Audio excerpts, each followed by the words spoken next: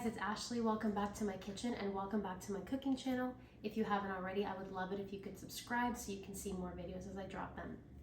As always, I'm not here to teach you how to follow a recipe, but I'm really here to teach you how to cook. Meaning I'm not going to give exact measurements for every single thing that I'm using, but I'm going to give you as many tips as I can so that when you're home making something with what you have in your fridge or your pantry, you can be efficient in making it taste super delicious and have it be nutritious. Today I'm going to be teaching you how to make my favorite 2-bean chili recipe. It has a special ingredient that sets it apart, and what I love about this recipe is that it's really adaptable. Whether you like to eat meat or whether you're vegan or vegetarian, this chili is for you. I'm going to teach you what adaptations you need to make for both of those. Alright guys, let's get started. So the first thing we're going to do is cook up our protein. So if you are using meat, my suggestion is using equal parts of sausage and ground beef. The reason why, obviously I'm not talking about breakfast sausage here, I'm talking about ground sausage. The reason why is that ultimately it tastes better. I wish I could give you a specific reason. I've tried it both ways. Only ground beef and sausage and ground beef. The reality of it is the mix is way better in my opinion. Now in my kitchen today, I'm going to be making a vegan chili and I'm going to be using tofu and I'm going to be using vegan chorizo. So I love the idea of mixing, not just having one type of protein, but two, because it elevates the flavors in this dish and it gives it a little extra something. Like I said, I'm using tofu and soy chorizo. So one of the things that we're gonna do, no matter what you're using, whether it's meat or whether it's a plant-based protein, is we're going to use some garlic. It can be fresh, or if you wanna save a little bit of time and you have some minced garlic, that's always a good choice. And we're gonna go ahead and chop up some fresh onions. It doesn't matter what kind of onions, it can be purple, white, or yellow. We're gonna chop up our onion, we're gonna use minced garlic, and we're going to brown our protein in the pan. Now, another important part of this recipe is chili seasoning. So no matter what protein you're using, get yourself some chili seasoning from your local grocery store and add that to the meat while you're browning it. It's important to brown our protein when we're making chili before adding it to the pot because it's going to give it a crispier texture. You don't want it to taste all mushy, so make sure you're not making it in the pot right away, but try to brown it separately and add the seasoning to kind of soak it all in. Then we're going to be adding it all to a pot and making the only chili recipe you are ever going to need again. So let's first start by cooking our protein up.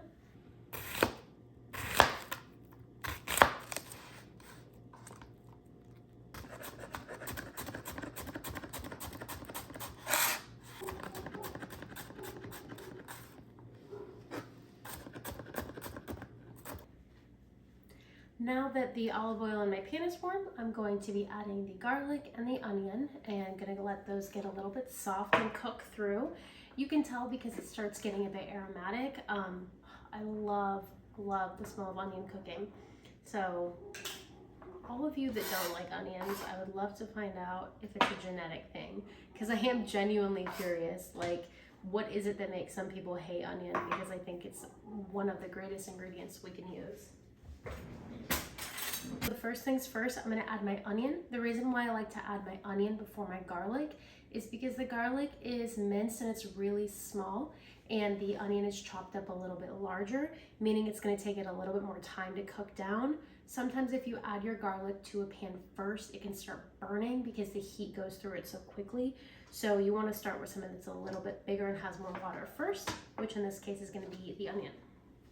And just to show you an amount on the onion, this is about how much I'm adding. I'm just making 1 pot of chili, so you can use your judgment there.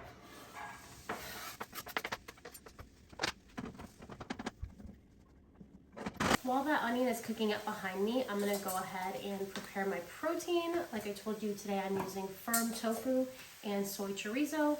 If you're using meat, this is when you would go ahead and get that out, cut your package open. The tofu is going to require a little bit of crumbling, so I'm going to go ahead and take care of that just with my hands inside a bowl. What I love about crumbling it instead of cutting it up is that it gives it more an organic texture instead of being like cubed. It's similar to ground meat in terms of the texture, which is perfect for chili. once your diced onions are starting to brown, you can go ahead and add garlic. I love using a butter knife to pull it out, and I'm going to be using probably 1.5 of these in terms of portion sizes.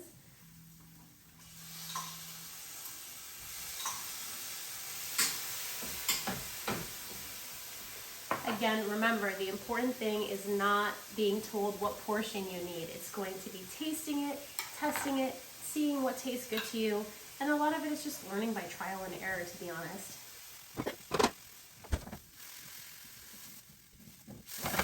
So one of the reasons I love chili is because it's such a versatile thing.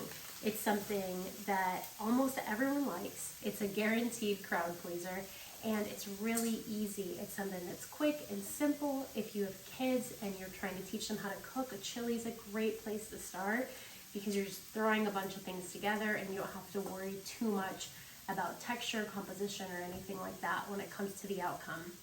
All right, the next thing I'm gonna do is add my protein. So I'm gonna go ahead and get the tofu added in. I'm actually gonna add this in before the vegan chorizo. If you're using vegan or vegetarian ingredients, I'm gonna let the tofu cook down first because this other stuff is already pretty ready. So yeah, let's go ahead. So I'm going to be adding some nutritional yeast to my tofu. It is really rich in vitamin D and it adds some nice flavor. So if you're cooking up some tofu and you have some nutritional yeast lying around the house, or if you'd like to purchase some, I'd highly encourage you to put some in there.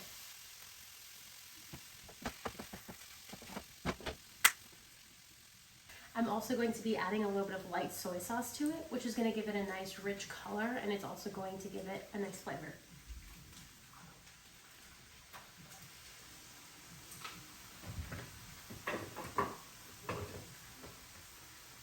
I love a little Worcestershire too, so I'm going to get that added in.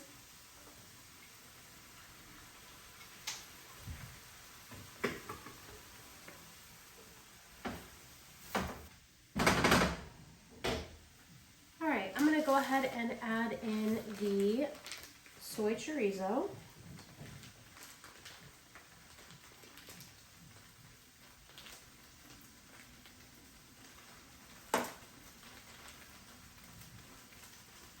That tofu is cooking nicely. I'm going to go ahead and add the chili seasoning to it.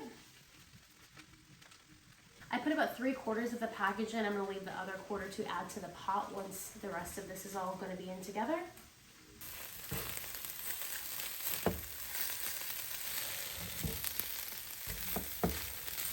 All right, my friends, our protein is looking great. So I'm going to go ahead and show you what else we're going to be using.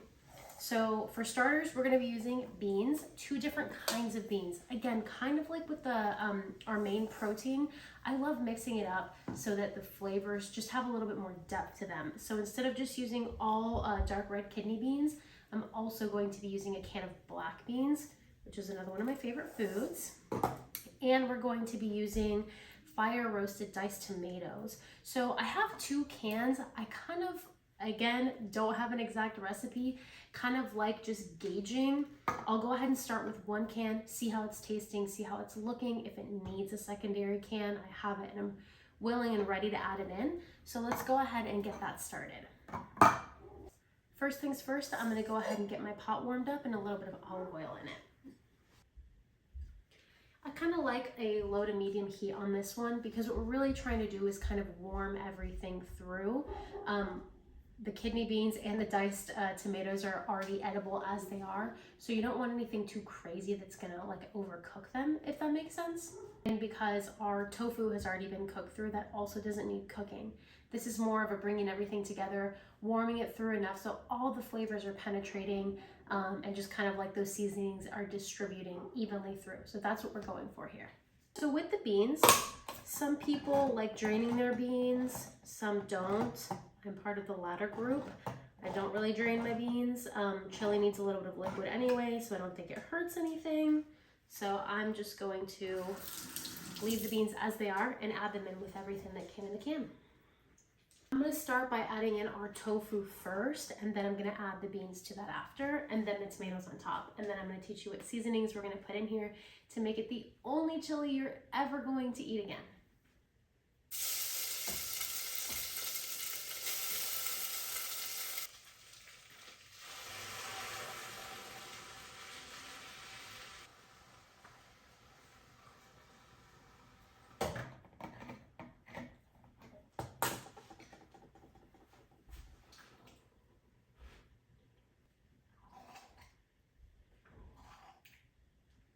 So now we're gonna be seasoning the chili. So we're gonna take the rest of the chili powder that we have left over.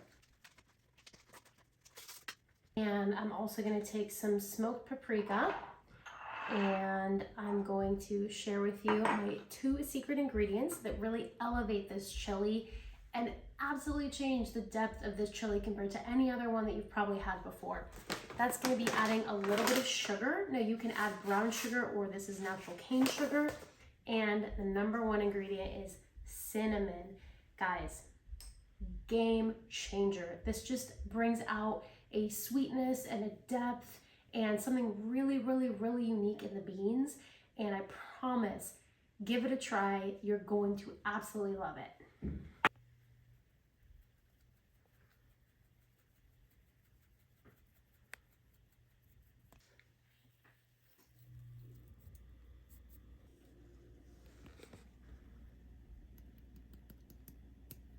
I can already smell the sweetness of that cinnamon, and I'm so excited for you to get to actually make this in your own kitchen and try it. I wish I could, but I can't send you the smells through the screen or the taste, so you're gonna have to just make it yourself and really trust me on this one. A couple of years ago, I spent my summer cooking under an incredible chef in Portugal, and one of the things that he taught me was to almost always add sugar to something with tomatoes. Not always, but almost always if we're cooking tomatoes down.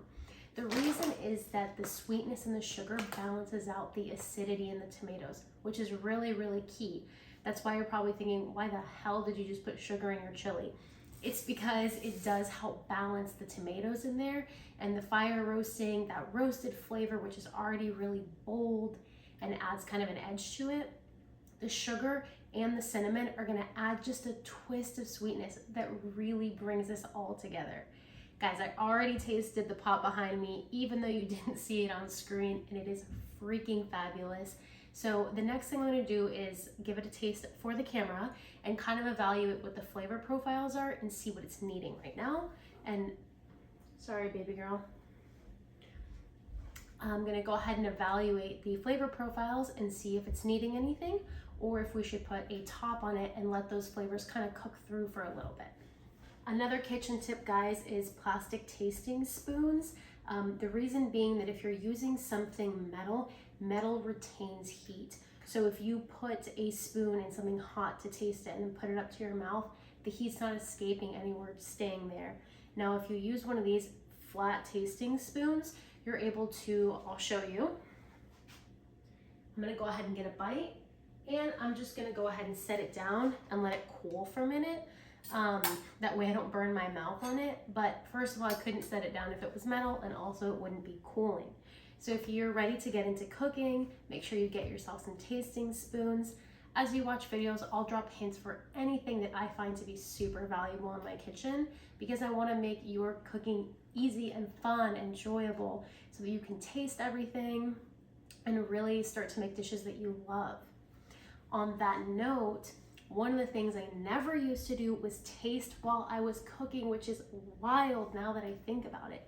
It is so important as you're cooking to be tasting things, because you need to find out, is this what I want it to be, or do I need to tweak it? So on this chili, I'm gonna go ahead and take a bite. Got a chunk of tofu. It's really good, guys.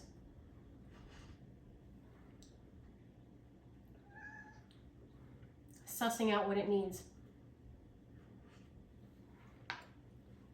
I'm actually gonna add the second can of tomatoes, and I'm gonna add a little bit of salt and a little more sugar and a tiny bit more cinnamon. I'm gonna give that a good stir and let it sit for a minute. Then I'm gonna give it one more taste and see if it has what it needs or if it needs a little bit more tweaking.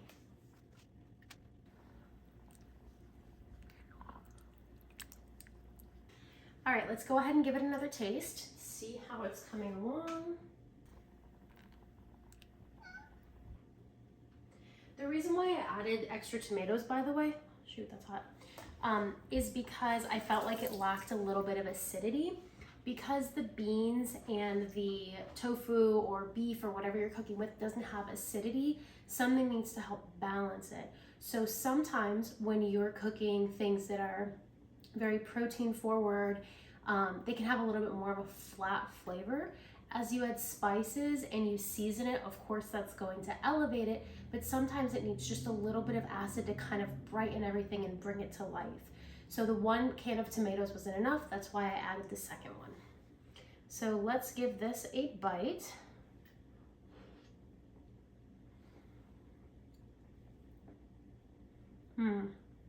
Or a taste rather, not a bite. That's really, really excellent. So I'm happy with the flavor profiles right now. I've made chili enough times to know that the flavors need to sit a little bit to kind of fully develop throughout the pot. So the next thing I'm gonna do is put a cover on the pot. Then I'm gonna go ahead and turn it to low and let it just simmer probably about 30 minutes. So I've covered the chili and I've turned that pot to the lowest setting, about maybe 1 over. And now I'm just gonna let it sit. Once you are done letting it sit, taste it again. If you still feel like maybe there's something missing, go ahead and add it. Guys, the whole point of learning to cook with me is that you're learning to cook. You're not just following recipes. And the only person that can tell you if it tastes good and if it tastes the way you want it to taste is you. The whole point of cooking is making something that you can enjoy, not only for your mouth, but also for your body. So pro tip on how to eat your chili and get the most satisfaction out of it. My all-time favorite way to eat chili is as a dip. So I'll take my bowl, spoon my chili in, then I will add some shredded cheese to the top. If you're vegan, use vegan cheese. If you prefer no cheese, that's fine too. Then I add my freshly chopped cold tomatoes and onion to the top, nice and small dice on the onion, and then you can do like just a nice dice on the tomatoes. Doesn't have to be anything too tiny. Then serve it with corn chips. Absolutely amazing, guys. It's my favorite way to eat it. And if you're feeling like you want it to be a little bit spicy, add some red chili flakes. This is the best way to add spiciness without really altering the flavor of a dish like this. Guys, thank you again so much for coming to my channel today. Please make sure to like this video and subscribe so you can get more tips on how to make delicious and nutritious meals at home. Now scoop yourself a nice fresh bowl of chili and enjoy. As always, my friends, like we say in Guatemala, buen provecho, or among friends, provechito, guys. Enjoy.